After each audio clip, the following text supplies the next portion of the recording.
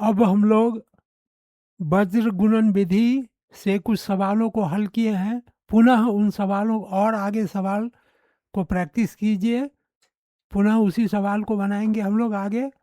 अब वज्र गुणन विधि से क्रॉस मल्टीप्लिकेशन मेथड से सवाल बनाएंगे, उसको आप ध्यान से देखिए और सीखिए।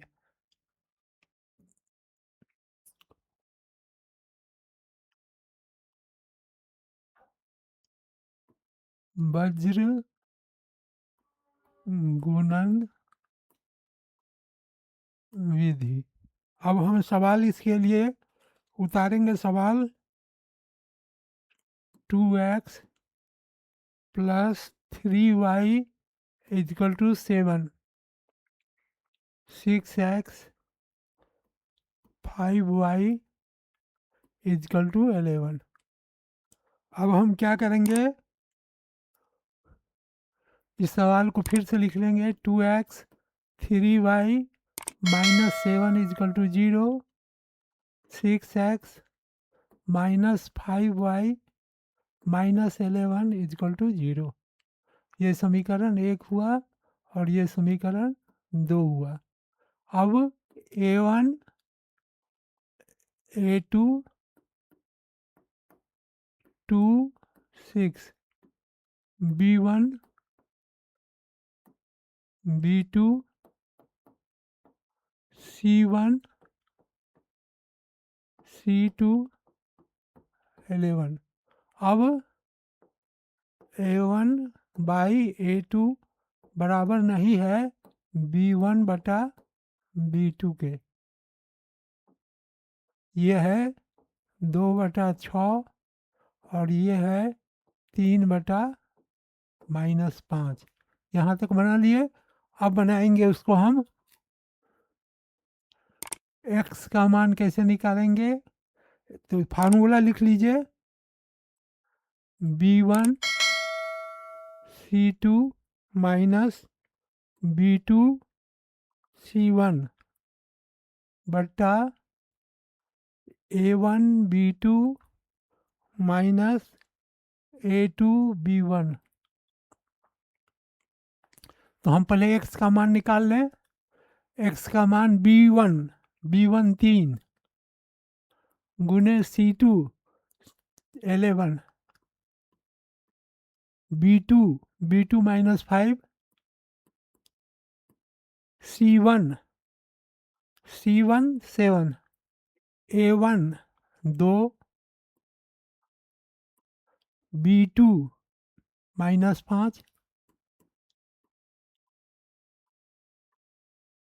a2 a2 6 b1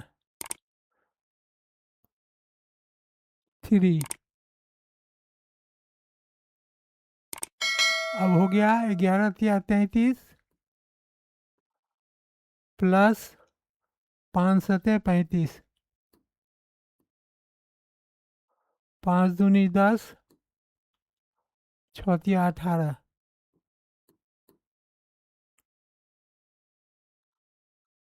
5 3 8, 3 3 6 68 by 28।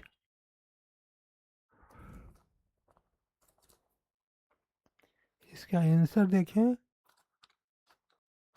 Answer हम लोग देखेंगे 68 x is equal to x by minus 68। तो ये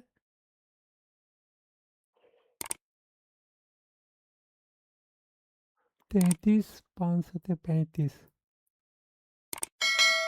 हो गया 68 और माइनस 7। तो ये हो जाएगा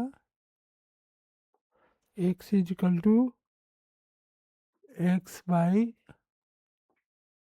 68 y इजिकल टू। तो ये हमारा ए यहाँ पर A1 A2 बराबर नहीं है B1 B2 के। तो अब जो हम फार्मूला लिखे थे x बराबर B1 C2 minus B2 C1, ठीक, y बराबर C1 A2 minus C2 A1 और 1 बटा A1 B2 minus B1 A2। अब क्या करेंगे, सबका मान लिख देंगे।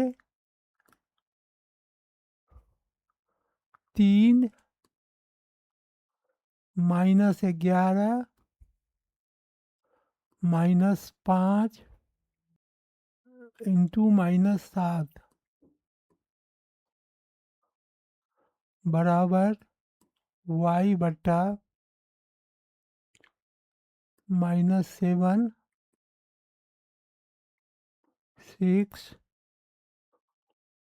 Minus 11 into 2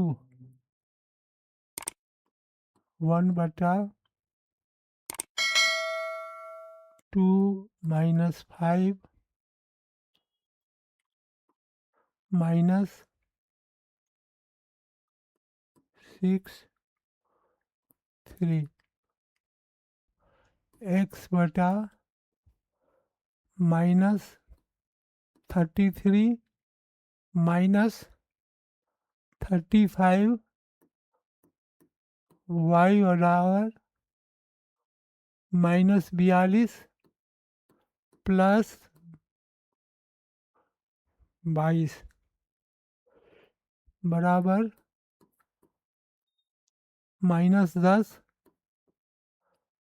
minus 18। अब हो जाएगा x -68 बराबर y -20 बराबर 1 बटा -28। अब x -68 इजकल टू 1/28। अब इसको काटेंगे 7 से, 7 63 नहीं कटेगा 7 से। 28x equal to 68, x equal to 68/28। 7 चौका 28, 7 4 से 4, 17 चौका 68, 17/7। ये x का मान निकल गया। अब y का मान निकाल लेंगे, यहाँ बना लेंगे y बटा -20 equal to 1/28। y equal to 20 -28। 4 से काटेंगे, -5 कट गया, 7 हो गया। ये y का मान निकल गया 5/7 और x का मान निकल गया 17/7। तो इस तरह से ये हमारा सवाल बन गया।